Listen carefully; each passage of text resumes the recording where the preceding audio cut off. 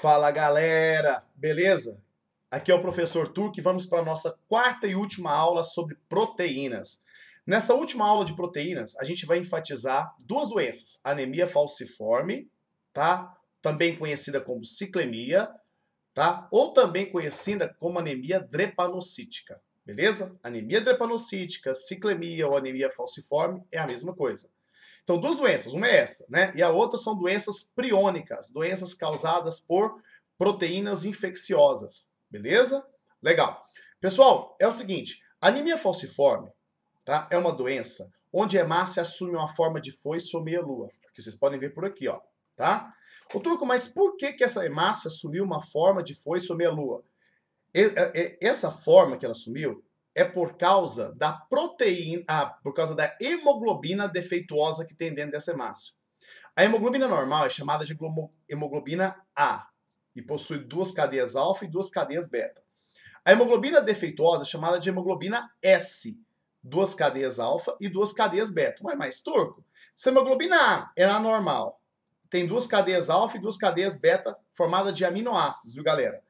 E a hemoglobina S também tem duas cadeias alfa e duas cadeias beta formadas por aminoácidos. O que diferencia a hemoglobina normal da hemoglobina S, tá? De uma pessoa que tem a anemia falciforme? Um único aminoácido.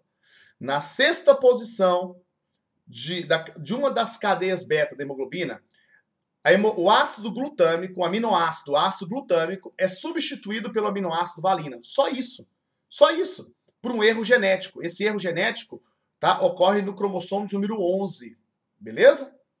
Então, resumindo, ó, a hemoglobina A se diferencia da hemoglobina S, que é a hemoglobina defeituosa, por um único aminoácido. Na hemoglobina normal, existe o ácido glutâmico. Na hemoglobina S, existe a valina substituindo esse ácido glutâmico na sexta posição de uma das cadeias beta. Turco, mas só por causa de um aminoácido? É, gente, só por causa de um aminoácido.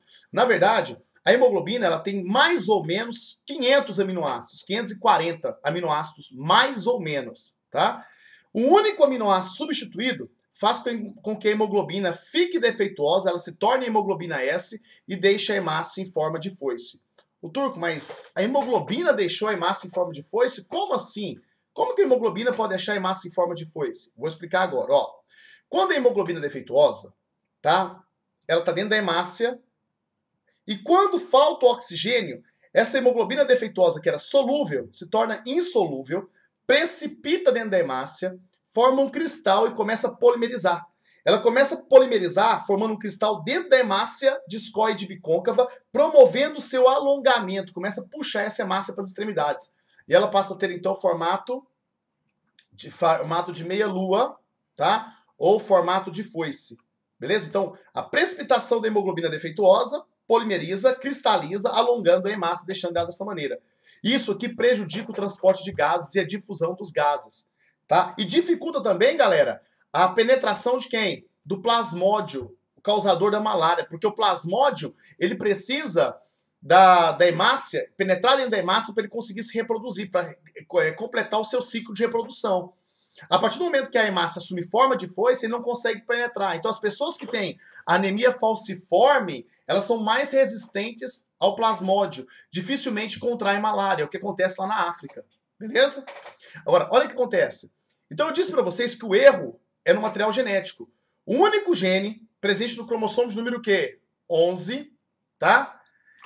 Um único gene presente no cromossomo de número 11 faz com que o ácido glutâmico, um erro nesse gene, faz com que o ácido glutâmico, que é um aminoácido, seja substituído pelo aminoácido valina. Beleza? Legal. Quais as consequências disso aí, galera? Quais as consequências de uma anemia falciforme? Dores articulares, tá? Intensa fadiga, palidez, icterícia. A icterícia é provocada pela transformação da hemoglobina em bilirrubina, tá? A bilirrubina acumula no sistema nervoso central, causando convulsões, desmaios, lesão cerebral.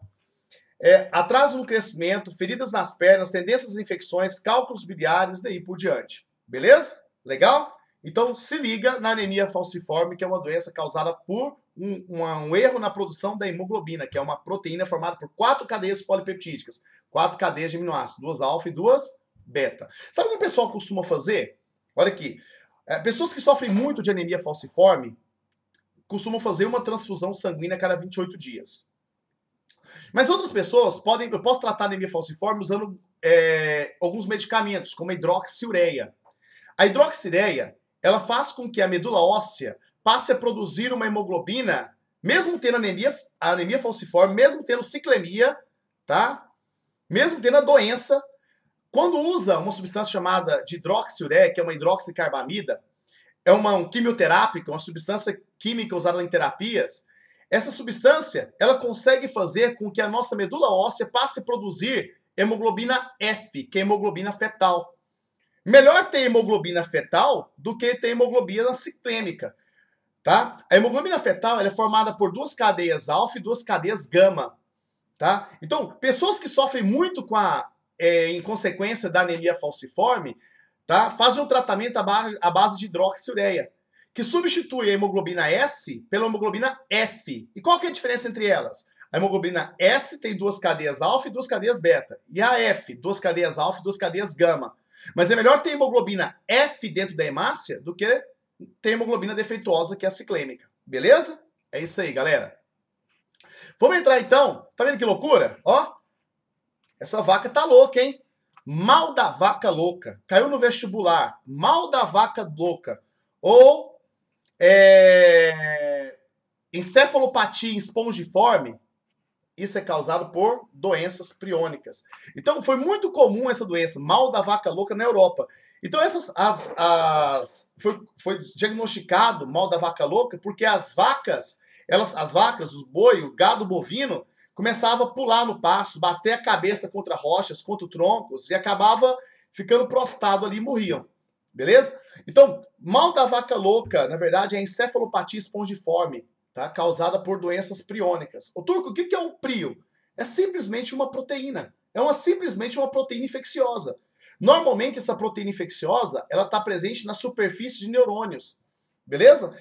Ô, Turco, então olha aqui. O que é o prio? São moléculas proteicas que possuem propriedades infecciosas. Tá? São partículas proteicas infecciosas. Causam uma doença chamada de encefalopatia espongiforme. Sabe por que chama encefalopatia espongiforme? Encéfalo, né? Tá dentro da sua caixa craniana. Patia, doenças, tá? Alterações. Espongiforme, porque o seu encéfalo fica totalmente cheio de buracos, tá? Parecendo uma esponja, tá? Quando essa doença atinge. Beleza? O que ela faz? Ela destrói neurônios, ela destrói inicialmente a bainha de mielina de neurônios, que leva à morte de neurônios posteriormente. Porque grande parte dessas proteínas priônicas, tá? Elas vêm da modificação de proteínas normais que estavam na superfície de neurônio. Então, resumindo, proteínas normais que faziam parte da superfície de neurônios, tá? Sofrem mudanças na sua conformação tridimensional molecular e se tornam uma proteína priônica. Beleza? Então, uma proteína priônica, olha aqui, observam-se que a diferença entre as proteínas normais e a proteína priônica, essa aqui é a priônica, é apenas sua conformação molecular. Gente, a proteína infecciosa, que é a priônica, e a proteína normal, tá? Que estão presentes na superfície dos neurônios, não tem diferença nenhuma em relação a... O que é a proteína? Sequência de aminoácidos. Não muda nem a sequência de aminoácidos, não muda nem o tipo de aminoácidos, não muda a quantidade de aminoácidos. As duas proteínas têm a mesma constituição. Então, peraí, gente. A mesma proteína, uma hora ela é normal, uma hora ela é infecciosa. Quando ela é infecciosa, ela chama de priônica. Agora, o que muda entre elas? Basicamente, a sua conformação tridimensional, sua configuração molecular, tá?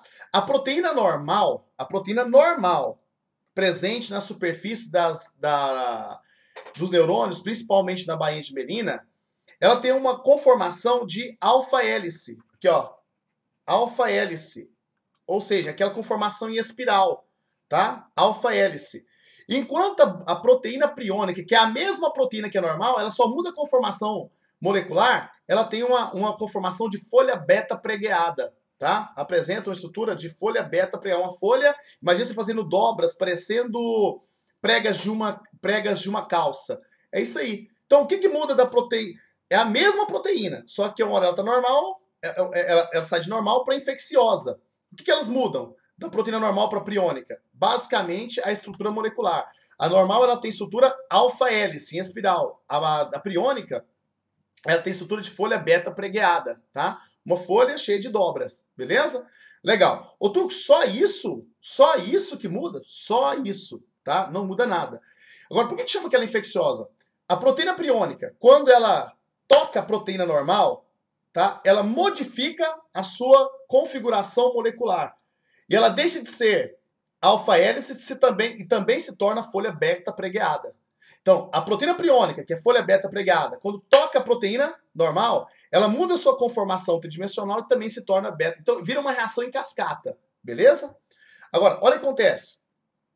Gente, uma coisa importante falar sobre as proteínas, sobre as doenças causadas por prions, doenças infecciosas. Na verdade, todas as doenças causadas por prions são as encefalopatias espongiformes, tá? Agora, vai assumir nomes diferentes de acordo com qual grupo ou qual espécie é atingida.